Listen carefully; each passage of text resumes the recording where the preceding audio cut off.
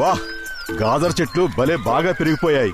ఇక తింటాను గాజర్తో హల్వా, గాజర్తో ఖీర్, గాజర్తో సమోసాలు కూడా. అరే, గాజర్తో సమోసాలు ఎవ్వరూ చేసుకోరు, కానీ ఇప్పుడు ఈ తోటను చూస్తుంటే మనసంతా సంతోషంతో నిండిపోతుంది. అరే, ఆ చివరి చెట్లేమిటి అలా పడిపోయాయి? ఏదో చేడో పేడో పట్టి ఉంటుంది. దిష్టి బొమ్మను పెట్టినా పురుగు పుట్రా ఎక్కడి నుంచి వస్తున్నాయి? మోటు ఏదో ఒకటి చెయ్యి. ఖాళీగా ఉంటే నా బుర్ర ఏమాత్రం పనిచేయదు. నువ్వే ఏదో ఒక ఐడియా ఇవ్వు. అరే, ఆ కాకుల్ని ఇక్కడి నుంచి ఎలా తరవాలి? ఐడియా సర్జీ. మనం పెట్టబోయే దిష్టి బొమ్మ ఎలా ఉండాలంటే అది ఏ జంతువులైనా సరే బెదరగొట్టాలి, భయపడి పారిపోయేలా చెయ్యాలి. ఈ ఐడియా భలే పనిచేస్తుంది. ఇప్పుడు కనుక కాకులేమైనా ఇటువైపు వస్తే ఇక్కడి నుంచి పారిపోండి అని గట్టిగా ఆరు. అవి భయపడి ఇక్కడి నుంచి పారిపోతాయి, మళ్ళీ ఇటువైపు కన్నెత్తి కూడా చూడవు.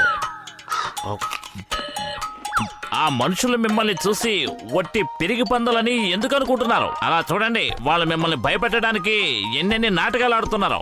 వాటిని దిష్టి బొమ్మలు అంటారు. మేము ఎవరిని చూసినా భయపడం. ఆ విషయం నాకు కాదు, వాళ్ళకి అర్థమయ్యేలా చెప్పండి. మీరు ఎవరికి భయపడమని. వెళ్ళండి, వాళ్ళకి ఎలాంటి గుణపాఠం చెప్తారంటే ఇక వాళ్ళ జీవితంలో వాళ్ళు ఎప్పుడూ మిమ్మల్ని పిరిగి పందులు అనుకోకూడదు. స్నేహితులారా, వాడు మనల్ని చాలా కించపరుస్తున్నాడు, కానీ మనం తక్కువ వాళ్ళం కాదు, కాకులం. పదండి, ఈ విషయం వాడికి అర్థమయ్యేలా చెప్తాం. కావ్ కావ్ కావ్.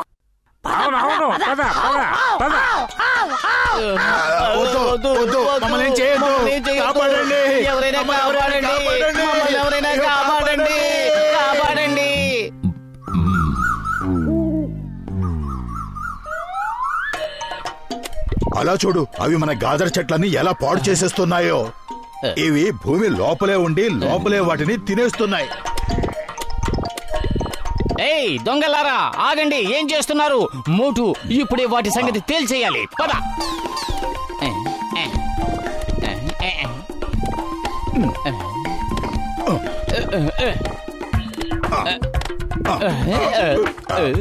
చేసేదేమో దొంగతనం, పైకి అదేది తెలియనట్టు పెద్ద సీన్ ఒకటి.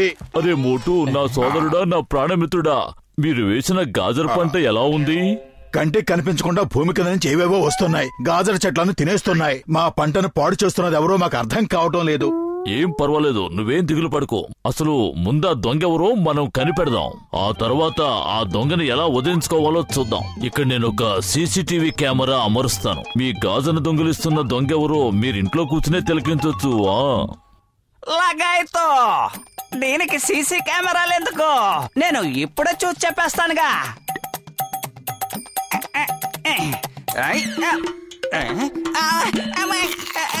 లగాయితో మమ్మీ, డాడీ, కాపాడండి.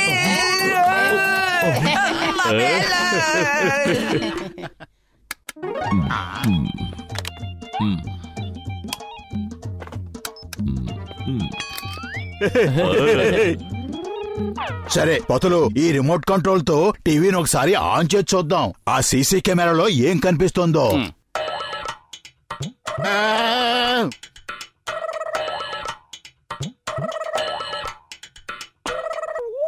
ఓ, అంటే దొంగ ఇదేనా? ఈ ర్యాబిట్ నేను వదలను. పతులు రా, దాని అంతు చూద్దాం. ఏయ్ మోటు, ఆగు, ఇప్పుడు వద్దు, చాలా చీకటిగా ఉంటుంది, రేపు ఉదయాన్నే వెళదాం. ఆగు మోటు. మర్యాదగా బయటికి రా, ఎక్కడ దాక్కున్నా బయటికి రా. నా గాజులంతా తింటున్న దొంగ నువ్వేనని నాకు తెలిసిపోయింది. మర్యాదగా నువ్వు బయటకు వస్తావా? నీ చెవులు పట్టుకున్నాను లాగమంటావా? మోటు, ఇంత అర్ధరాత్రి పూట ర్యాబిట్లు కాదు, పాములు కూడా బయటకు వస్తాయి. పద, ఇక్కడి నుంచి వెళ్ళిపోదాం. దాన్ని వదిలిపెట్టేది లేదు. ఎక్కడున్నా ఇప్పుడే దాన్ని భర్తం పడతాను. మోటు, చూసావా ఎంత పని జరిగిందో? అందుకే నేను చెప్పాను, పద వెళ్ళిపోయి రేపు ఉదయాన్నే వద్దాం. థ్యాంక్ యూ పెద్దన్నయ్య. ముందు మమ్మల్ని మట్టిలో పొరలించి ఆ తర్వాత నీళ్లతో కడుగుతున్నావా? నీ గురించి నువ్వు ఏమనుకుంటున్నావు? నిన్ను వదిలిపెట్టను.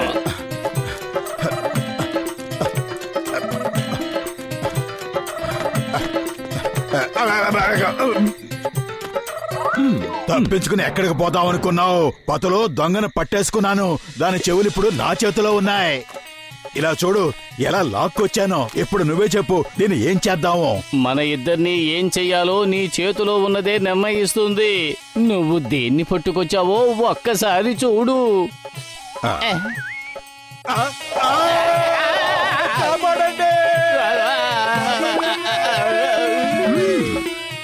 ఇప్పుడు చూస్తాను అది నా చేతిలోంచి ఎలా తప్పించుకుంటుందో. కన్నంలోకి నీళ్లు పంపించావంటే ఏ కన్నంలో ఉన్నా అదే బయటకు వస్తుంది.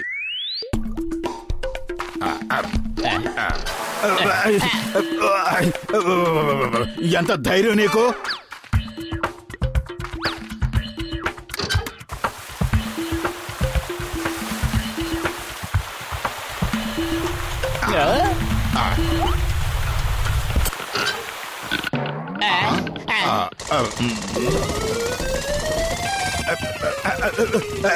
ఇది దుంపల్ని ఆయుధాలుగా వాడుతోంది. పతులు పరిగెత్తు. పతులు ఎక్కడున్నావు నువ్వు? కిలోమీటర్ దూరం పరిగెత్తి వెళ్ళిపోయాను.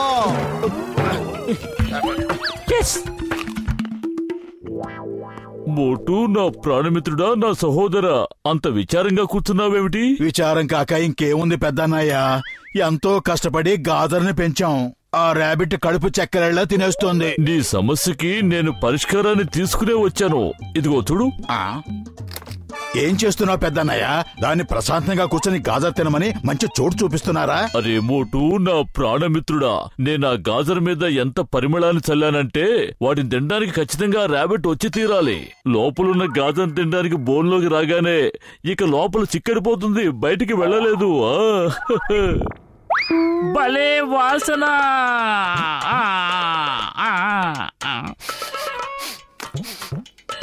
వెళ్ళు వెళ్ళు, లోపలికి వెళ్ళి కూర్చుని తిను. ఏంటలా చూస్తున్నావు? వెళ్ళవే. అది విన్నదంటే పారిపోతుంది పతులు.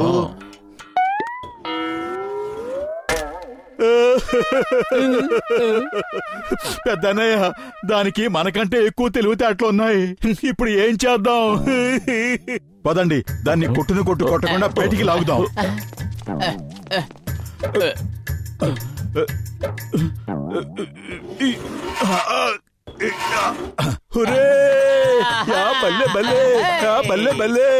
తక్కు దినాదీన్, హే తక్కు దినాదీన్. ఆగండి, దయచేసి నన్ను వదిలిపెట్టు మోటు అన్నయ్య, నన్ను వదిలిపెట్టండి. వదిలిపెట్టాలా? నిన్ను వదిలిపెట్టాలా? అది జరగని పని. ఇప్పుడు వస్తుంది మజా. నువ్వు మమ్మల్ని చాలా ఇబ్బంది పెట్టావు. పత్రు అన్నయ్య, ఈ మోటు అన్నయ్య నా మీద చాలా కోపంగా ఉన్నాడు. అన్నయ్య నన్ను వదిలిపెట్టేలా లేడు. నా సమస్యను కూడా అర్థం చేసుకోండి. నాకు చిన్న చిన్న పిల్లలున్నారు.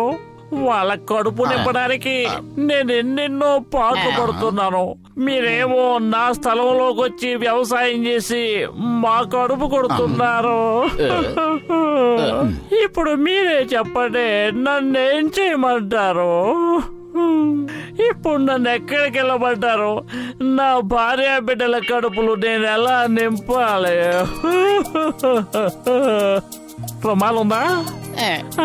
ఇదిగో.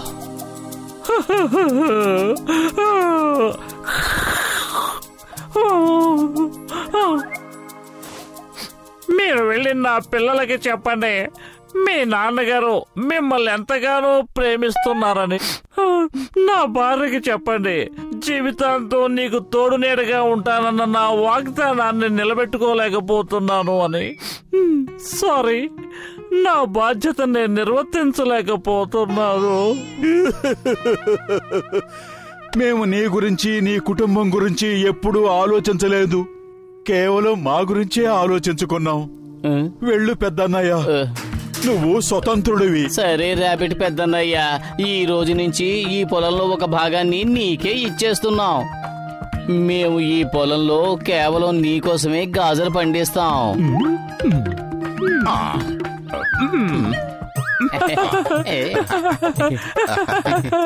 ఇంకీ పింకీ చెంకీ చాన్ త్వరగా రండి. ఈ రోజు నుంచి ఈ పొలం అంతా మనదే. ఈ పొలంలో నా స్నేహితులు మోటు పత్తులు మన కోసమే గాజలు పెంచుతానన్నారు. ఇక మనం కడుపులు చెక్కలయ్యేలా తినొచ్చు. థ్యాంక్ యూ మోటు గారు, పతులు గారు. మనుషులు జంతువులు ఇలా కలిసిమెలిసి ఉంటే ఈ ప్రపంచమే స్వర్గం అయిపోతుంది. Thank you uncle. మాకు ఎటువైపు పొలం ఇస్తున్నారు? మాకెటువైపు ఇస్తారు? వాళ్ళకిచ్చారంటే మాకు కూడా ఇవ్వాలి. వాళ్ళు మనల్ని పిచ్చి వాళ్ళని చేస్తున్నారు. లేదు లేదు, మేమందరికి ఇందులో భాగం ఇచ్చేస్తే మేమేం చెయ్యాలి? కొట్టండి, వాళ్ళని తరిమి కొట్టండి. అసలు ఈ పొలం అంతా మందే.